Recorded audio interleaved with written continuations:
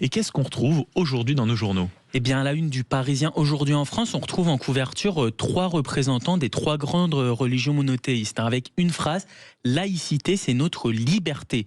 Ce sont, pour être précis, le grand rabbin de France, Haïm Corsia, le chef des évêques de France, Jean-Marc Aveline, et le grand recteur de la mosquée de Paris, Shemseddine Hafiz, qui ont été réunis et invités à échanger sur ce qu'est la laïcité, justement. Ils semblent être d'accord sur un point, en tout cas, c'est que c'est une garantie de liberté. Du côté de la tribune dimanche, on retrouve également 3 personnalités, mais c'est une toute autre ambiance: Élise Lucet, Laurent Delahousse et Stéphane Bern. C'est moins religieux. C'est vrai.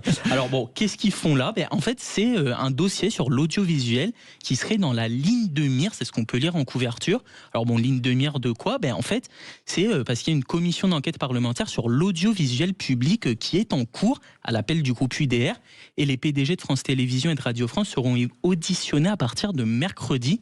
Un chiffre que révèle le journal et que vous citiez il y a quelques secondes: 69% des Français interrogés ont une bonne image des radios et télévisions publiques. Les Français veulent réformer, mais pas privatiser, peut-on notamment lire. Est-ce que le service public, notamment au niveau de l'information, est un gage pour vous de qualité ? On en parle avec vous à partir de 8h30 et nos débatteurs au 0826 300 300. Et du côté du JDD, le journal du dimanche, c'est une nouvelle fois l'ancien président de la République, Nicolas Sarkozy, qui est à la une. Oui, Nicolas Sarkozy raconte la prison. C'est ce qu'on peut lire en titre de l'hebdomadaire ce dimanche. Le livre de l'ancien chef de l'État, dans lequel il raconte ses 20 jours passés derrière les barreaux, sortira mercredi. Et le JDD a eu accès au manuscrit. À en croire le journal, il affirme qu'il a beaucoup appris de cette expérience, même si forcément il raconte avoir souffert de la solitude notamment. « Je ne pouvais jamais quitter ma cellule ni marcher dans le couloir », relate-t-il par exemple. Il fait part aussi d'un échange qu'il a eu avec Marine Le Pen à sa sortie de prison. Je cite: « Dites à votre femme que j'ai admiré l'élégance avec laquelle elle a jeté à terre la bonnette du micro de Mediapart », aurait confié Marine Le Pen à l'ancien chef de l'État. D'ailleurs, d'un point de vue un peu plus politique, il raconte qu'il se serait engagé auprès d'elle à ne plus s'associer à un quelconque front républicain, quand parallèlement il explique aussi dans son livre avoir tourné la page de son amitié avec Emmanuel Macron. Bon, on voit que la prison, ça peut changer un homme. On voit ça. Et puis dans les pages du même hebdomadaire, du journal du dimanche, il y a aussi une interview à retrouver. On en parlait avec le groupe UDR, c'est celle de son président, Éric Ciotti.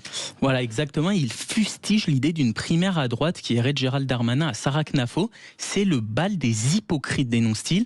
Chacun veut se mettre en valeur tout en sachant que c'est impossible. Comment imaginer Édouard Philippe, qui a appelé à voter communiste face au RN, dans la même primaire qu'Éric Zemmour ? Le président de l'UDR évoque aussi son ancienne famille politique, les Républicains. Il est trash. La seule ligne de conduite, c'est la compromission. Vous savez ce qu'il dénonce. C'est ça. Et puis on finit avec, dans cette revue de presse, un autre sujet qui faisait l'actualité hier et dont on a parlé dans nos journaux et dans l'édito avec l'auditeur notamment ce matin. C'est l'audition de Jean-Luc Mélenchon hier, et c'était dans le cadre de la commission parlementaire sur les liens supposés entre les politiques et les réseaux islamistes. Oui, justement, ce qui est intéressant, c'est que les journaux n'ont pas tous la même vision ce matin de ce qu'il s'est passé hier, alors qu'effectivement, il a été interrogé pendant 1h45 pour être précis. Si le JDD encore parle d'un grand numéro d'embrouille de Mélenchon qui n'a pas répondu aux questions, eh bien le Parisien estime au contraire qu'il a fait la leçon aux députés. Mais le journal note que la contradiction ne s'est pas avérée très virulente. Il explique même que Jean-Luc Mélenchon n'était finalement pas mécontent de réaliser cet exercice, lors duquel il a finalement pu renforcer sa crédibilité. Islamisme, Jean-Luc Mélenchon a-t-il retourné la commission d'enquête à son avantage ? C'est en tout cas la question qu'on vous posait sur les réseaux sociaux. Oui à 62%, non 38%. Bien sûr, vous continuez à voter, notamment sur les réseaux sociaux de Sud Radio.